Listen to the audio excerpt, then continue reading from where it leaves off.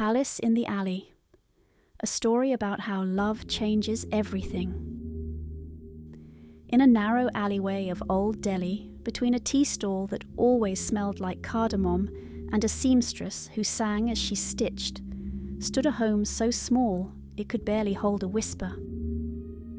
That's where Meera lived, with her mother, Lata. Their home had just one room, the walls peeled. The fan stuttered like it forgot how to spin, and when the rain was in a bad mood, it stormed right through the window without knocking. There was no marble floor, no chandelier, no silver spoons. But if you had asked Meera where she lived, she would have lifted her chin, straightened her back, and said with the certainty of queens, "I live in a palace." Lata never said, "We're poor." Instead, she would say, "We are rare." She didn't call their broken sandals old. She said, "They've walked brave paths." Dinner was sometimes only rice and salt, but Lata served it like a feast. She'd say, "Sit up straight, my love. Queens don't slouch," and Meera believed her, because love, when given freely, turns cracked walls into painted tapestries. It makes a single flame feel like 1,000 stars.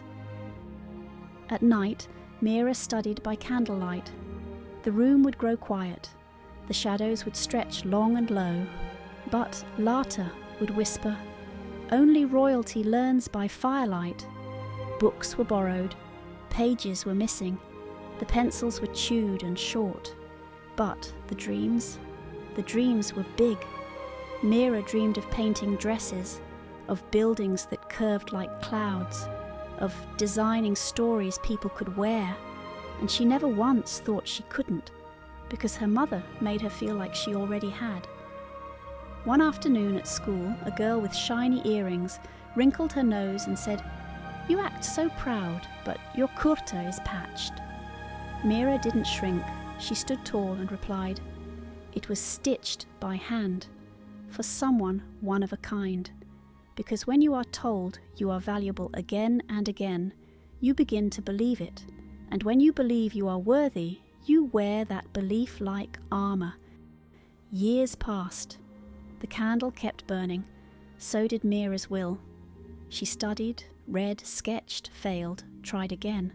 And one day, a letter arrived. The paper was stiff and important. The seal was golden. The words danced on the page like a dream come true. "You have earned a full scholarship to study design abroad." Lata held the letter with shaking hands. Then she hugged her daughter with steady arms. The next morning they packed a single bag, folded the patched kurta neatly, wrapped the flame of their little home into Meera's heart, and she left. She saw snow for the first time. She saw cities that reached the clouds. She walked in rooms with tall glass and taller dreams. She missed the spice in the air, the call of the chaiwala, the crooked comfort of their one room. So she wrote letters, always addressed to Her Majesty Lata, Queen of Chandni Gully. Because Meera knew what many people forget, we don't live in the world as it is. We live in the world as we believe it to be, and belief is built with words, with presence, with love.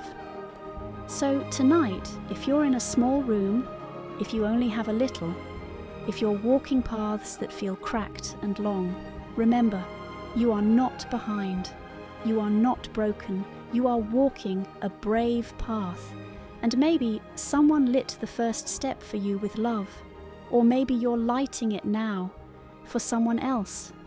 Either way, your world can be anything you believe it to be.